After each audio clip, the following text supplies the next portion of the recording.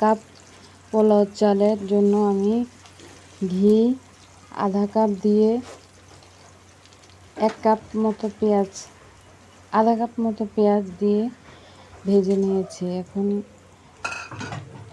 Long, এলাচি, দারচিনি, তেজপাতা এগুলো দিয়ে তারপর পোলাও চালটা দিয়ে দিব।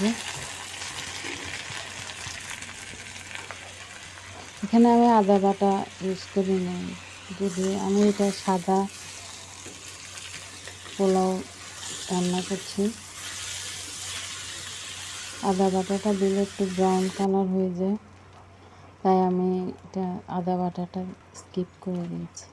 আপনারা চাইলে আদা বাটা দিতে পারেন। তো এখানে আমি লবণ দিয়ে পানি দিয়ে দিচ্ছি।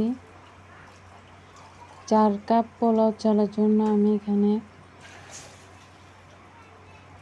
7 কাপ আর আধা কাপ 7.5 কাপ পানি দিয়ে দিলাম।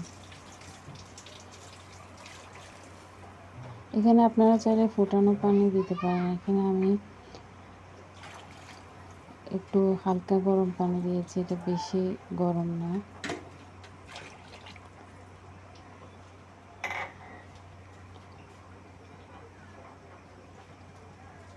এরপর নেড়ে চেড়ে আমি ঢাকনা দিয়ে দিব।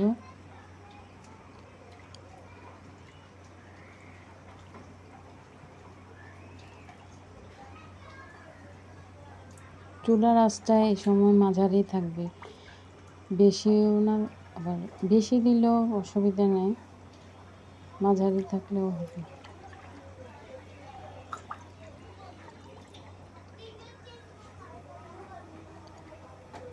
ভালো করে নেড়ে দিতে হবে,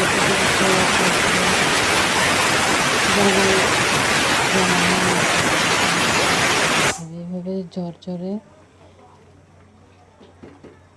অবস্থায় যখন পানি আর চাল মাখামাখি হবে, এই সময় আপনারা কিছু কাঁচামরিচ আর কিশমিশ চাইলে দিতে পারেন। কালকে শুক্রবার ছিল, আজকে শুক্রবার না।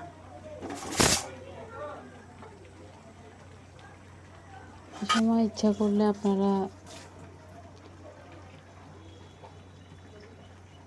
এখন একদম পানিটা পুরাই শুকিয়ে গেছে, অল্প কিছু পানি আছে। এই সময় আমি একটা কাপড় দিয়ে ঢাকনা দিয়ে দিয়েছি, যাতে করে বাষ্পটা আবার পোলাওতে না পড়ে। এই জন্য